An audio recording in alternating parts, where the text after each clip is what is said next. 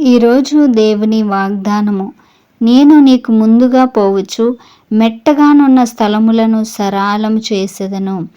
మన జీవితంలో, మన ప్రయత్నములలో దేవుడు మనకంటే ముందుగా వెళ్ళి మనకు అనుకూలమైన ఇంటిని, మనకు అనుకూలమైన పరిస్థితులను, ఉద్యోగంలో మనకు అనుకూలమైన పరిస్థితులను ఆయన మనకి అనుగ్రహిస్తాడని దేవుని వాక్యం తెలియజేస్తుంది.